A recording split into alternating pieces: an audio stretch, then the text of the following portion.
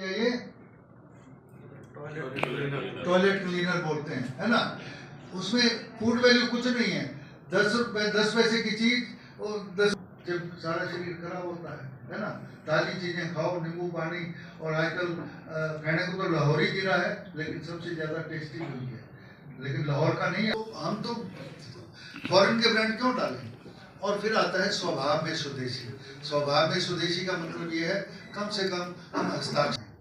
माता पिता कहते हैं मान लो कोई अंग्रेजी में छपवाने लगते हैं, खुद कहीं हमें बोलना चाहिए नहीं, हमारी मातृभाषा कौन सी है? मातृभाषा हिंदी। हिंदी में छपवाने चाहिए, ठीक है ना। तो इस पर मंगवाएं तो भी क्या होगा, उससे विदेश में पैसा जाएगा। अब दूसरा बिंदु है स्वावलंबन, आत्मनिर्भरता। आत्मनिर्भरता कैसे आएगी? जिस लाइन में आप चल रहे हैं ना, उससे क्या, कोई कहते हैं मैं टीचिंग का काम करती हूँ, मैं सूट सी देती हूँ, 2 घंटे मेरे को मिलते हैं। कोई कहते हैं मैं कोचिंग कर देती हूँ, छोटे बच्चों को पढ़ा देती हूँ। और कई बच्चे कहते हैं भाई मेरे पापा की, ऐसा पूरा विश्वास है कुछ ना कुछ कमा रहे होंगे। एक भी नहीं आप में से कोई। हे राम, हाँ नाम बताओ और क्या करते हो, कितना कमाते हो? सर फीस यहाँ से सीधा जाती है। बहुत अच्छे। कितना कमा लेते हो? सर जो फीस आते हैं हम उनको देते हैं। चलो फिर भी 500, 700, 1000। और कौन है जो कमाई करता है? करते होंगे, शर्माना नहीं होता, दूसरों को प्रेरणा मिलती है, आपस में बातचीत नहीं। चलिए, के विचार को जन जन तक पहुंचाने के लिए अथक प्रयास करेंगे।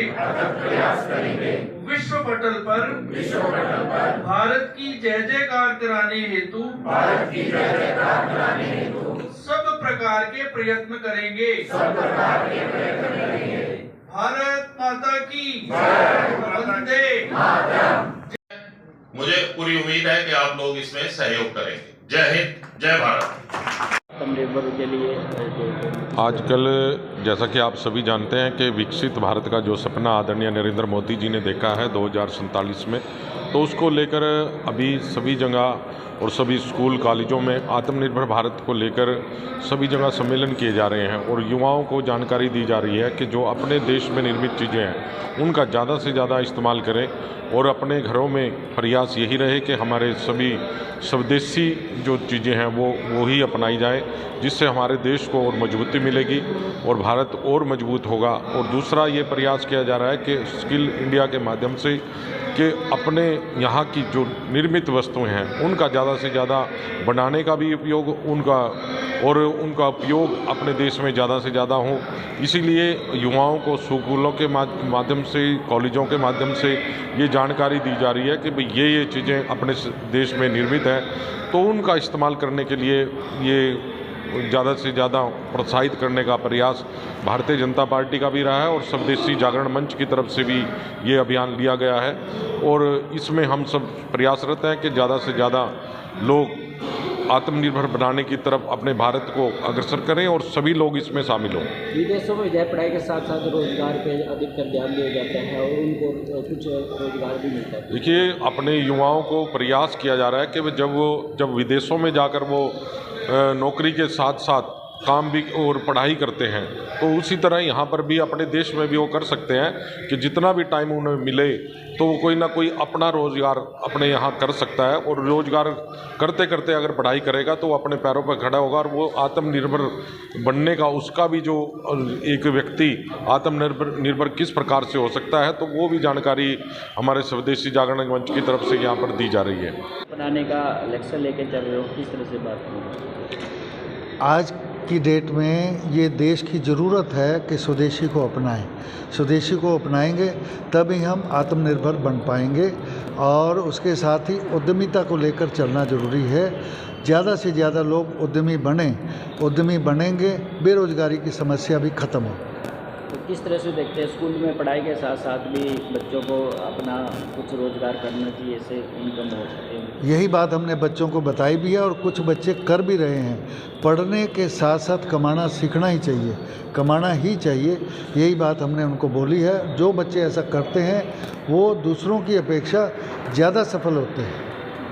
तो किस तरह से भारत सरकार भी इसमें मतलब मोदी जी का भी सपना है आत्मनिर्भर बनने का, किस तरह? बिल्कुल, सभी इसमें लगे हुए हैं। हमारे प्रधानमंत्री आदरणीय यशस्वी प्रधानमंत्री आदरणीय मोदी जी भी उनकी भी प्रेरणा सबको मिल रही है और स्वदेशी जागरण मंच भी पूरे देश भर में आह्वान चला हुआ है कि स्वदेशी का उपयोग करो, स्वदेशी अपनाएंगे, उससे ना केवल हमारे देश का रोजगार और इंडस्ट्री बढ़ेगी बल्कि बेरोजगारी की समस्या भी ख़त्म होगी और इसमें योगदान सभी का होगा। ये सिर्फ कागजों में नहीं रखना। जितने भी नौजवान नए निकल रहे हैं, क्योंकि नौकरियां इतनी मार्केट में नहीं हैं, सरकारी नौकरी सिर्फ 2%, ऑर्गेनाइज्ड अनऑर्गेनाइज सेक्टर में 12-14%, बाकी कहाँ जाएंगे? अगर उद्यमिता की ओर जाएंगे तो बेरोजगारी की भी समस्या खत्म होगी और हमारा देश जो है वो और अच्छी दर से विकास करेगा। और बड़ी खुशी की बात है, आज की तारीख में जीडीपी ग्रोथ हमारे देश की जो है वो 8.2%, अभी 4 दिन पहले जो डाटा आया है, और ये विश्व में सबसे अधिक है। बड़ी खुशी की बात है। ये दर जो है और तेज़ी से बढ़ सकती है अगर हम स्वदेशी और उद्यमिता को और तेज़ी से अपनाएं। क्या नाम है? मेरा नाम सतीश कुमार चावला, स्वदेशी जागरण मंच में अखिल भारतीय टोली का सदस्य हूँ। मेरा नाम, आप सभी को पहले मेरा नमस्कार। मेरा नाम सपना है।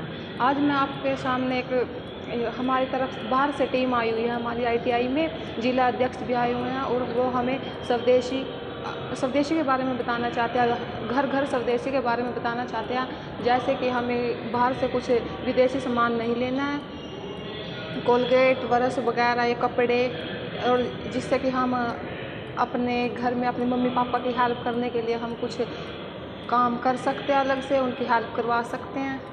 तो पढ़ाई के साथ रोजगार भी जरूरी है, आत्मनिर्भर बनना जरूरी है। हाँ जी। तो क्या कहना चाहोगे और युवा को भी, और आप भी किस तरह का लक्ष्य लेके चलोगे, सबको भी लिया गया आपने? सर, मैं तो यही कहना चाहूँगी कि जैसे कि घर घर स्वदेशी होते हैं, वैसे ही हमें अपने मम्मी पापा की हेल्प के लिए काम कुछ जरूरी काम हो। विदेशों में तो पढ़ाई के साथ साथ काम करते हैं, यहाँ भी इस तरह का होना चाहिए ऐसा? हाँ, यहाँ भी होना चाहिए। वैसे तो हम पढ़ाई भी कर